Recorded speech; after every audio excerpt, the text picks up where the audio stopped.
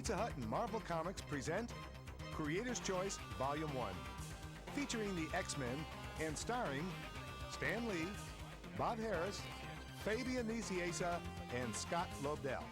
30 years of history. You walk into Martin Goodman's office, you want to come up with the X-Men, you want to publish the book. How'd it come about? Really very strange.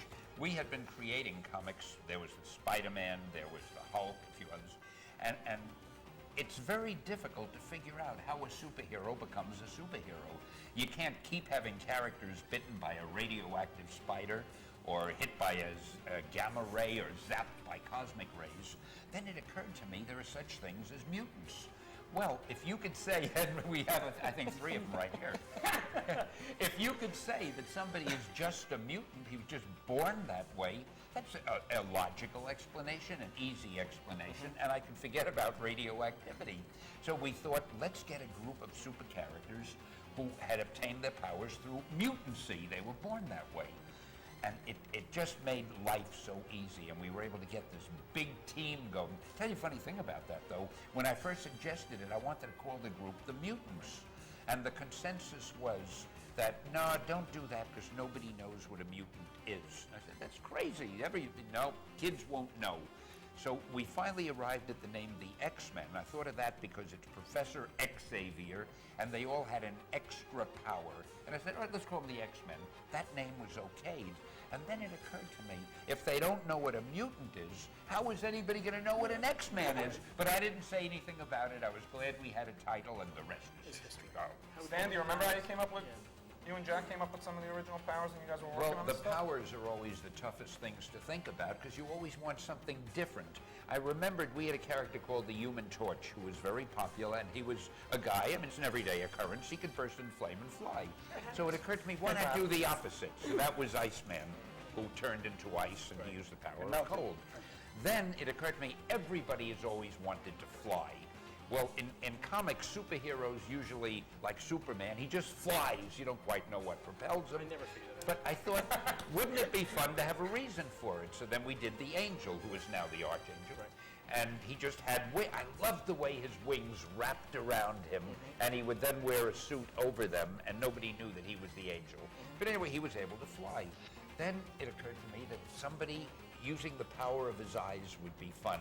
And of course, we try to make all of our super characters vulnerable or a little tragic in some way. So he was really cursed with this because he had to wear these dark glasses, and if ever he didn't wear, I'm sorry. I'm saying I've been meaning to do this. So even though it was a blessing, it was a curse. And who were the others? Marvel Girl, that was pretty obvious. She'd use mental powers. And Beast. And the Beast I loved very much because I wanted to go against type with him.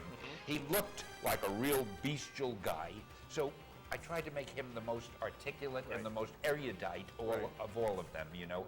And I think one thing we've always tried to do at Marvel is go a little bit against type. Having a woman on the team to begin with was different. change. But now the X-Men can have, you know, entire groups of women, and there's hardly a man to be seen for an issue or two, and people like it because they like the characters. Like That's the diversity of the right. characters. The thing that I found fascinating watching the pilot the very first time at home on a Saturday was there was a scene where they had like 4 of the X-women and 2 X-Men characters, and I was thinking, I think it's very fascinating that kids all over America are watching a show that comes out so strongly on the strengths of women as superheroes and stuff. You know, people are willing to accept really strong women characters. Well, the popularity of the female characters. Rogue and Storm and Jean Grey are 3 of the most popular characters on the team.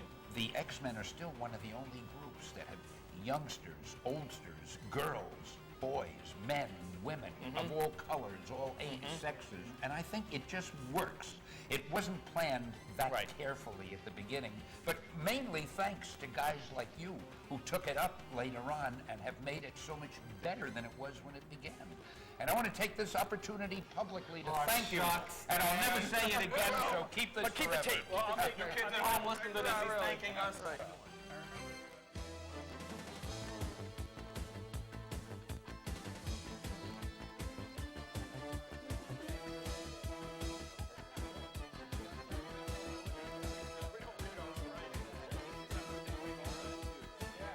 Hey, I have a feeling this is about the X-Men. You think so? I'm very good at deducing.